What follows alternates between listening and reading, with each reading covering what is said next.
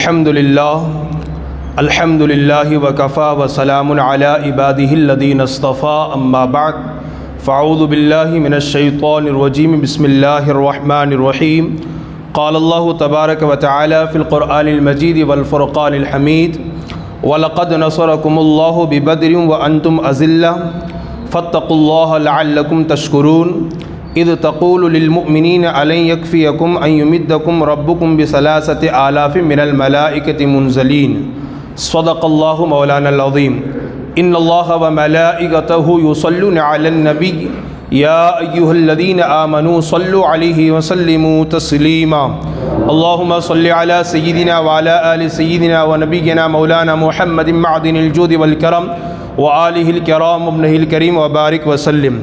حضرات گرامی، اللہ رب العالمین کا بے پناہ شکر اور احسان ہے کہ اللہ پاک نے ہمیں اور آپ کو اپنے فضل و کرم سے اور اپنے پیارے حبیب صلی اللہ علیہ وسلم کے نالن پاک کے صدقے آج کی اس بابرکت محفل میں بیٹھ کر قرآن پاک کا درس سننے کا موقع اللہ نے عطا فرمایا۔ اللہ پاک ہم سب کی اس حاضری کو اپنی بارگاہ میں قبول و مقبول فرمائے۔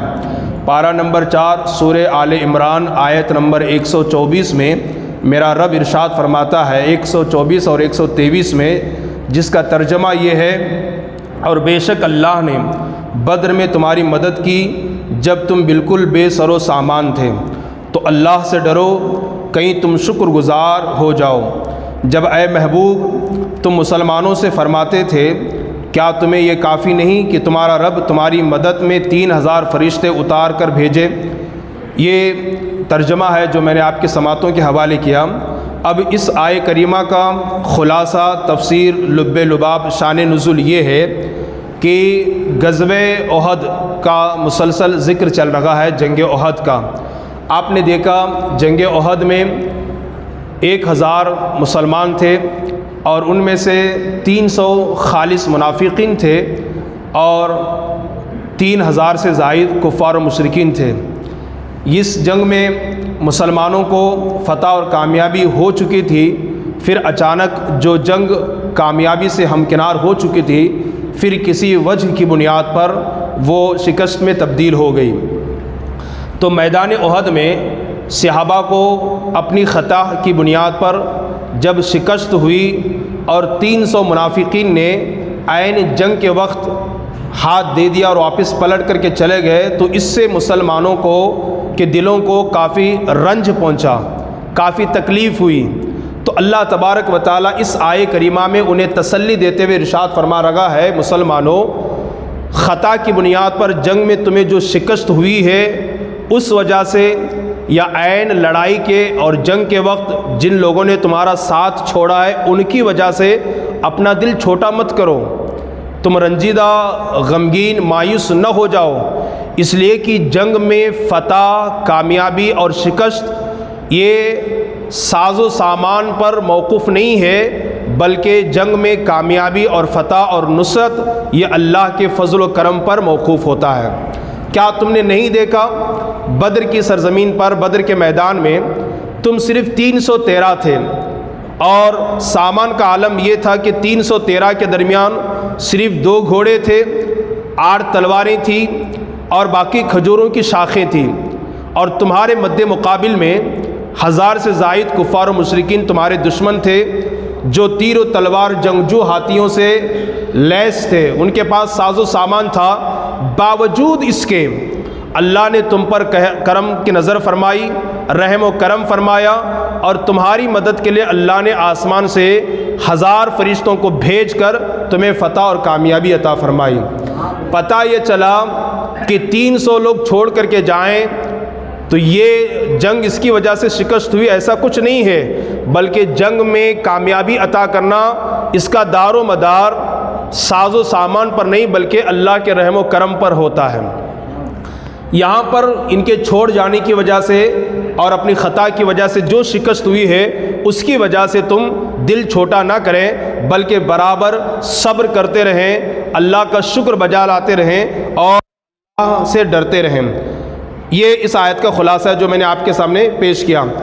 پھر آگے اللہ ارشاد فرماتا ہے: بلا ان تصبروا وتتقوا ويأتوكم من فورهم هذا يمددكم ربكم ب5,000 من الملائكة مسومين اس کا ترجمہ یہ ہے کہ اللہ فرماتا ہے ہاں کیوں نہیں، جو صبر کرے اور اللہ سے ڈرے، تقوی اختیار کرے، اور کافر اچانک تم پر حملہ کر دیں تو تمہارا پروردگار تمہاری مدد کو 5000 فرشتے نشان والے بھیج کر تمہاری مدد کرے گا۔ اس آیت کریمہ کا خلاصہ کلام یہ ہے کہ جو شخص صبر کرتا رہے، شکر بجا لاتا رہے، اللہ سے ڈرتا رہے، یہ اس وقت کے لیے بھی اور آج کے لیے بھی اور قیامت تک کے لیے بھی ہے۔ 3 چیزیں، جو اللہ کا شکر بجا لائے، توکل کرے، صبر کرے اور اللہ سے ڈرتا رہے، اگر وہ کہیں پھنس جائے یا کسی میدان جنگ میں پھنس جائے، اللہ آج بھی فرشتوں کو بھیج کر اپنی نصرت اور اپنی مدد عطا فرمائے گا۔ اس کا حاصل کلام یہ ہے، آپ نے دیکھا کہ میدان احد میں جنگ احد ہوئی اور جنگ احد میں مسلمانوں کو شکست ہوئی، یعنی 70 صحابہ شہید ہوئے، حضرت امیر حمزہ شہید ہوئے، اور رسول گرامی وقار صلی اللہ علیہ وسلم کے دندان مبارک شہید ہوئے، اور رسول اللہ صلی اللہ علیہ وسلم کا سر پاک زخمی ہوا۔ بہت زیادہ نقصان ہوا اس جنگ میں۔ تو کفار جن کو فتح ہوئی تھی وہ جب پلٹے، تھوڑی دور جانے کے بعد ابو سفیان کو یہ خیال آیا، اور ابو سفیان نے سارے لوگوں کو جمع کیا اور جمع کر کے کہا اس سے اچھا موقع دوبارہ ہمیں نہیں مل سکتا، ہم نے مسلمانوں کو شکست دی ہے، 70 مسلمانوں اور صحابہ کو ہم نے شہید کیا ہے، بہتر یہی وقت ہے کہ ہم اسی وقت مدینہ منورہ پر حملہ کریں اور تمام مسلمانوں کو صفِ ہستی سے حرف غلط کی طرح مٹا کر کے رکھ دیں۔ یہ مشورہ دیا ابو سفیان نے، جو ابھی اسلام نہیں لائے تھے، سارے کافروں کو جمع کر کے۔ سارے نے کہا بہت اچھی بات ہے، سب تو احد میں ہے، مدینہ تو خالی ہے، اس لیے مدینے کے بچوں پر، عورتوں پر اور مردوں پر حملہ کرتے ہیں اور پورے مسلمانوں کو اس صفِ ہستی سے مٹا دیتے ہیں۔ تو جو لوگ مکہ کے لیے پلٹ چکے تھے، ان کا ارادہ بدلنے کی وجہ سے پھر وہ واپس حملے کے لیے تیار ہو گئے، پھر واپس آئے۔ ادھر صحابہ 70 سے صحابہ شہید ہو چکے ہیں، کئیوں کے بازو کٹ چکے ہیں، کئیوں کے جسم پر 80 سے زیادہ زخم آ چکے ہیں، کسی کا سر پھوٹ چکا ہے۔ صحابہ کرام ابھی پٹی نہیں باندھے ہیں، ابھی گھر نہیں گئے ہیں، ابھی تیاری نہیں کیا انہوں نے۔ ادھر اللہ تبارک و تعالیٰ نے وحی کے ذریعے سے اپنے نبی کو بتا دیا، محبوب یہ لوگ پلٹ کر کے پھر حملہ کرنے والے ہیں، پلٹ کر کے پھر حملہ کرنے والے ہیں۔ رسول گرامی وقار صلی اللہ علیہ وسلم نے ان زخمی صحابہ کو جمع کیا۔ سوچیے قربانی کیا ہوتی ہے، سوچیے اللہ اس کے رسول کے لیے مر مٹنا کیا ہوتا ہے۔ سنیے ان صحابہ کی زندگی سے، بازو کٹ چکا ہے، جسم پر 80 سے زیادہ زخم آ چکے ہیں، کسی کی انگلی کٹی ہے، کسی کا ہاتھ کٹا ہے، کسی کا سر زخمی ہے، کسی کے پشت اور کسی کے پیٹ پر تلوار اور تیروں کے نشانات موجود ہیں، ابھی گھر نہیں گئے، بیوی بچوں سے ملاقات نہیں ہوئی ہے، زخم پر کوئی دوائی نہیں لگایا، پٹھی نہیں باندھا، ابھی وہیں پر ہیں۔ اللہ نے بتایا محبوب پلٹ کر کے پھر حملہ کرنے والے ہیں کفار تم پر۔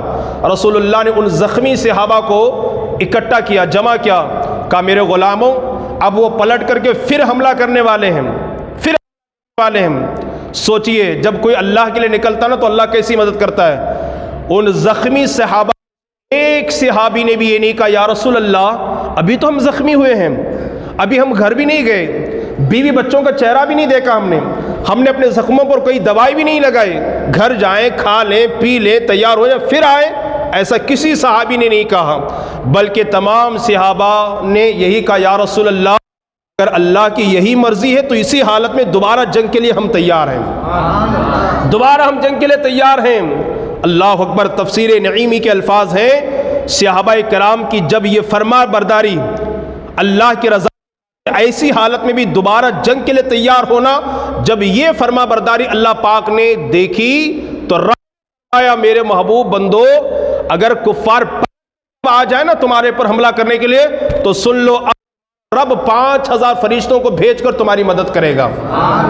5000 اللہ خمسۃ آلاف من الملائکۃ نشان والے 5000 مخصوص بھیج کر تمہاری مدد کرے گا۔ اگر یہ پلٹ کر انہوں نے ارادہ کیا ہے حملہ کرنے کا پلٹ کر کے تو سن لو جس طرح بدر میں ہم نے 1000 فرشتوں کو بھیج کر تمہاری مدد کی اور تمہیں فتح عطا فرمائی، یہاں پر اگر کفار پلٹ کر کے آئیں تو ہم 5000 فرشتوں کو بھیج کر تمہیں فتح عطا فرمائیں گے۔ تو جب صحابہ جوش میں آ گئے، زخمی حالت میں بھی تیار ہو گئے لڑنے کے لیے، کسی نے مسلمانوں کا یہ حال دیکھا اور دیکھ کر ابو سفیان سے کہا، ابو سفیان اس وقت تو مسلمانوں کے جذبات، قربان جذبہ پہلے سے بھی زیادہ ہے، اب جو جذبہ ہے لڑنے کا اسلام کی خاطر، پرچم اسلام کے خاطر، اور یہ تو پہلے سے بھی زیادہ ہے۔ جب ابو سفیان نے یہ دیکھا تو پیروں کے نیچے زمین کھسک گئی، ایسا نہ ہو کہ وہی ہمیں صفِ ہستی سے مٹا دے، یہاں سے پلٹو، تو پھر وہ واپس دوڑے مکہ آ گئے۔ تو اللہ تبارک و تعالیٰ قرآن پاک میں یہی ارشاد فرما رہے ہیں، میرے بندو تمہارا کام صرف اللہ سے ڈرنا ہے، صبر کرنا ہے، توکل کرنا، اس پر بھروسہ کرنا ہے۔ یہ اگر دنیا کے جس علاقے میں، جس خطے میں، جس کونے میں رہو، اللہ کی مدد تمہیں آ کر ہی رہے گی۔ میں آپ کو بتاؤں توکل کیا ہوتا ہے، توکل کیا ہوتا ہے، بھروسہ کیا ہوتا ہے۔ حضرت ابراہیم خلیل اللہ علیہ السلام کو منجنیق میں، گوپن میں رکھ کر جب نمرود کی آگ میں پھینکا گیا، جب آپ جائے، بلبل سدرہ آئے، روح الامین آئے، سید الملائکہ کا حضور کیا کوئی آپ کو حاجت ہے مدد کی؟ فرمایا ہاں ہے، پر تجھ سے نہیں مولا سے ہے، تجھ سے نہیں مولا سے ہے۔ تو حضرت ابراہیم کی بارگاہ میں بلبل سدرہ نے عرض کیا، حضور جب اللہ سے آپ کو حاجت ہے تو کہتے کیوں نہیں، دعا کیوں نہیں کرتے، مدد کیوں نہیں طلب کرتے؟ حضرت ابراہیم خلیل اللہ علیہ السلام نے فرمایا، میرا رب جانتا ہے مجھے کس چیز کی ضرورت ہے، اسے کہنے کی ضرورت نہیں، وہ خود مدد کر دے گا۔ یہ ہے اللہ، جا رہے آگ میں پھر بھی دعا نہیں کیا، اللہ دیکھ رہا وہ مدد کرے گا۔ یہ اللہ پر، اور اس توکل کا نتیجہ ابراہیم گئے آگ میں اور آگ گلے گلزار بن گئی، یہ توکل ہے۔ حضرت ابراہیم علیہ السلام نے یہ ہمیں توکل کا پیغام دیا۔ ابھی میں نے تفسیر روح البیان کے اندر ایک بزرگ کا واقعہ پڑھا۔ بزرگ ایک کنویں میں کسی وجہ سے پانی لینے کے لیے یا کسی اور طریقے سے گر گئے کنویں کے اندر، گہرا ہے کنواں، نیچے چلے گئے۔ نفس نے کہا پکارو کسی کو مدد کے لیے، پکارو کسی کو مدد کے لیے۔ اللہ اکبر، آپ نے کہا میں نفس کی پیروی نہیں کروں گا، میرا مولا تو مجھے جانتا ہے، میرا اللہ تو مجھے دیکھ رہا ہے کہ میں مصیبت میں گرفتار ہوں۔ کبھی دعا کرنا عبادت ہے اور کبھی نہ کرنا بھی عبادت ہے، کبھی مانگنا ٹھیک ہے، میرا مولا تو مجھے دیکھ رہا ہے۔ تو پھر تھوڑی دیر کے بعد کیا ہوا، ایک قافلہ وہاں سے گزرا، تو قافلے والوں نے کہا کہ چلو یار ہم تھوڑی دور یہاں پر رک کر کے اس کنویں کو مٹی سے بھر کر کے اس کو بند کر دیتے ہیں، تاکہ کوئی جانور، کوئی انسان اس میں گر کر کے ہلاک نہ ہو۔ وہ یہ باتیں کر رہے ہیں کنویں پر کھڑے ہو کر، اور کنویں کو بند کرنے کی باتیں کر رہے ہیں۔ اس بزرگ کے دل نے کہا اب تو پکارو، لوگ آئے ہوئے ہیں، اب تو بند کر دیا جائے گا۔ بزرگ فرماتے ہیں نہیں، یہ اندر کے نفس کا وسوسہ ہے اور یہ شیطانی خیالات ہیں، اور شیطان اور نفس مجھے اپنا غلام بنانا چاہتا ہے، میرا مولا تو مجھے دیکھ رہا ہے، وہ بچائے گا۔ توکل دیکھیں، بھروسہ دیکھیں۔ اس کے بعد پھر کیا ہوا کہ وہ بزرگ فرماتے ہیں اچانک ایک جانور کا پیر لٹکتے ہوا مجھے نظر آیا، گویا جانور کا پیر مجھے یہ اشارہ دے رہا ہے کہ میں اس کے پیر کو پکڑوں اور اوپر چلا جاؤں۔ اللہ اکبر کبیرہ۔ وہ بزرگ فرماتے ہیں کہ جانور کے پیر کو پکڑ کر کے میں اوپر آ گیا، اوپر آ گیا۔ آنے کے بعد وہ جنگل کا درندہ جانور چلا گیا، غیب سے آواز آئی میرے بندے، ہاتھی یہ توکل کی بنیاد پر ہم نے دو مصیبتوں سے تجھے بچا لیا، ایک تو وحشی جانور درندے سے تم کو ہم نے بچا لیا، اور ایک تو کنویں میں پڑ کر ہلاک ہونے سے ہم نے بچا لیا۔ یہ توکل کی برکتیں ہیں۔ اللہ پر توکل، اللہ پر یقین ہونی چاہیے۔ آپ یقین پیدا کریں، صبر پیدا کریں، اللہ کا خوف اور ڈر اپنے اندر پیدا کریں، انشاءاللہ قرآن پاک کی روشنی میں غلام ربانی آپ سے کہنا چاہے گا آپ جہاں بھی رہیں گے اللہ کی مدد، اللہ کی نصرت ضرور آئے گی۔ توکل کیسا ہونی چاہیے، یقین کیسا ہونی چاہیے۔ ایک اچانک مجھے یہاں پر اس سے پہلے بھی میں نے پیش کیا ہے، اور میں پھر ایک اس کو دوبارہ چھیڑ دیتا ہوں تاکہ توکل ہمارے اندر پیدا ہو، یقین ہمارے اندر پیدا ہو۔ بہت بڑے بزرگ گزرے ہیں، ان کی بارگاہ میں ایک چرواہا آیا، بکریاں چرانے والا، اور آ کر کہا حضور میں جس علاقے میں رہتا ہوں وہاں تو چراگاہ ہے نہیں، بکریاں چرانے کے لیے کوئی جگہ ہے نہیں۔ ان کا بڑا مشہور نام ہے، ذہن میں نہیں آ رہا۔ ان کی بارگاہ میں بزرگ آ کر کہتا ہے، وہ ایک شخص آ کر کہتا ہے حضور میرے پاس بکریاں ہیں اور بکریاں چرانے کے لیے ہماری اس مستان صوفے میں کہیں چراگاہ نہیں ہے، ہریالی نہیں ہے، مجھے بکریاں چرانے کے لیے سمندر کے اس پار جانا پڑتا ہے۔ اور ظاہر سی بات ہے اس پار جانے کے لیے کشتی میں بکریوں کو سوار کرنا پڑتا ہے اور اس پار پہنچنا پڑتا ہے۔ مولانا روم کی بارگاہ میں، مولانا روم کی بارگاہ میں آ کر کہتا ہے کہ اس پار جانا پڑتا ہے تو ایک آنا دینا پڑتا ہے، اور شام کو بکریاں چرا کر کے اس پار آنا پڑتا ہے تو پھر ایک آنا دینا پڑتا ہے۔ اس طرح روزانہ میرے 2 آنے خرچ ہوتے ہیں، کچھ ایسا بتا دیجئے وظیفہ کہ میرے 2 آنے بچ جائیں اور میں اس پار جا کر کے بکریاں چرا کر کے آ جاؤں۔ مولانا روم نے دل ہی دل میں سوچا کہ یہ چرواہ ہے، بکریاں چرانے والا، اسے میں کیا بتاؤں۔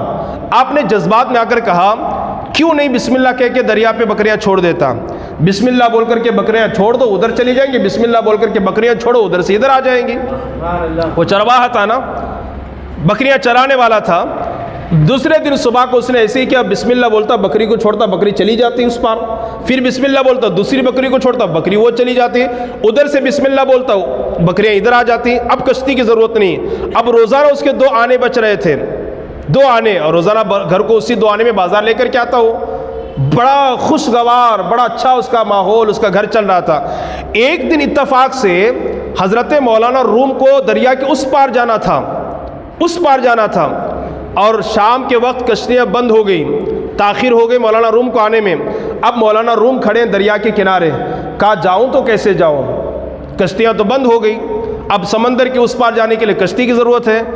اسی اسنا میں چرواہ بکریاں بھی لے کر کے آیا، کہا حضور حضرت آپ یہاں پر امام صاحب، کہا ہاں، بکریاں یہ کشتیاں ختم ہو گئی، اس پار جانا ہے۔ تو اس چرواہ نے کہا ارے بابا بسم اللہ بولیے، چلیے جیسے میں بولتا ہوں۔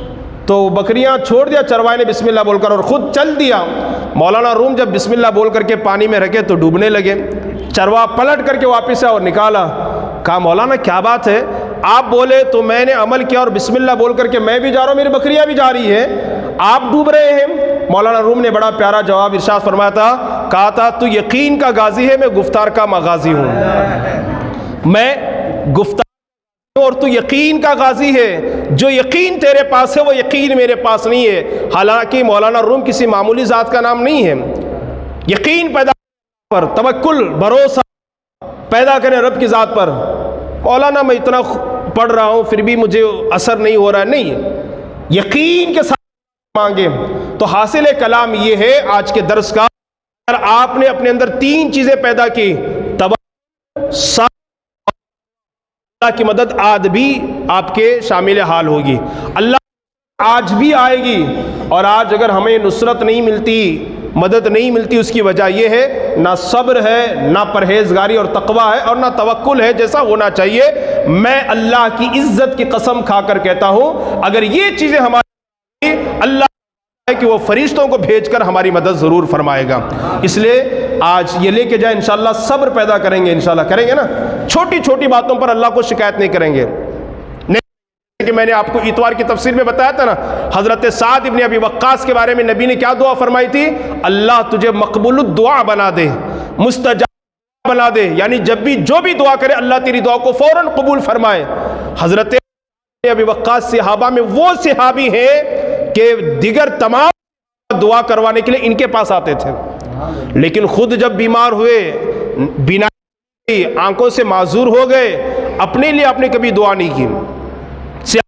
آپ اپنے لیے بھی دعا کریں نا، آپ کی دعا قبول ہوگی، اللہ بینائی عطا فرمائے گا۔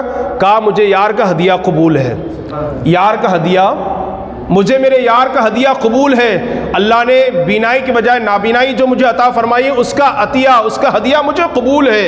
کبھی مصیبت آ جائے تو فوراً مایوس نہیں ہونا، دیکھو میں نماز پڑھتا ہوں، داڑھی رکھتا ہوں، روزہ رکھتا ہوں، پھر بھی مصیبت میرے ساتھ، پریشانیاں میرے ساتھ۔ ایک بات یاد رکھیں نا، جس کا ایمان جتنا زیادہ مضبوط ہوتا ہے اس کے ساتھ آزمائش بھی اتنی زیادہ ہوگی۔ ہاں، اللہ سب سے بڑی ہستی محمد رسول اللہ کی، اور سب سے زیادہ آزمائش اگر کسی کی ہوئی ہے تو وہ ہمارے نبی کی ہوئی ہے۔ خود کہتے ہیں کہ دین کی راہ میں جتنا مجھے ستایا گیا ہے پھر کسی کو نہیں ستایا گیا۔ ٹھیک ہے، تو اگر آزمائش ہو رہی ہے، پریشانیاں آ رہی ہے، تکالیف آ رہی ہے، قیامت دروازے پر دستک دے رہی ہے، مصیبتیں سروں پر بادل کی طرح منڈلا رہے ہیں، پریشان نہ ہو سکتا آپ کی آزمائش ہو رہی ہو، آپ ہو رہا ہو، اور میں آپ نے اللہ کا شکر بجا لایا اور ڈرتے تو یقین کر لیں اللہ تبارک و تعالیٰ آپ کو ضرور کامیابی عطا فرمائے گا۔ اللہ پاک کہنے سننے زیادہ عمل کی توفیق عطا فرمائے۔ اللہ تبارک و تعالیٰ ہم سب کی عمر میں علم و عمل میں بے پناہ خیر و برکت عطا فرمائے۔ اللہ کی بارگاہ میں دعا گو کہ اللہ تعالیٰ کہنے سننے زیادہ عمل کی توفیق عطا فرمائے۔ اللہ تبارک و تعالیٰ آج کے درس قرآن کی برکت سے ہم سب کو بے حساب مغفرت فرمائے۔ جملہ بیماروں کو اللہ پاک شفائے کاملہ عاجلہ عطا فرمائے۔ پنجتن پاک کے صدقے میں بالخصوص اللہ تبارک و تعالیٰ بیوی صغرا کو صحت و تندرستی عطا فرمائے۔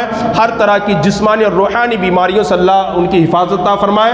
اللہ تبارک و تعالیٰ سید الشہداء امام عالی مقام امام حسین کے صدقے میں جملہ مرحومین کی بے حساب مغفرت فرمائے، اور ہم سب کا خاتمہ بھی اللہ ایمان پر فرمائے۔ اور سید الشہداء، شہداء کرب و بلا، شہداء احد، شہداء بدر کے صدقے میں اللہ تعالیٰ ہمارے جملہ مسلمان بھائیوں کو جیل سے رہائی عطا فرمائے۔ جو جیلوں میں بند ہیں کئی مہینوں سے، اللہ تعالیٰ ان پر رحم و کرم کی نظر فرمائے، اور جلد از جلد اپنے گھر لوٹنے کے اللہ انہیں توفیق عطا فرمائے۔ اللہ پاک ہم سب کے حاضری کو قبول و مقبول فرمائے۔ اللہ تعالیٰ سید الشہداء کے صدقے میں حضرت مستان شاہ عربی مدرسے کے بچوں کو علم نور عطا فرمائے، اور تجوید کے ساتھ، قرأت کے ساتھ، مخارج و صفات کی رعایت کے ساتھ قرآن مجید کی تلاوت کرنے کے اللہ سب کو توفیق عطا فرمائے۔ وما علینا الا البلاغ۔ السلام علیکم ورحمۃ اللہ وبرکاتہ۔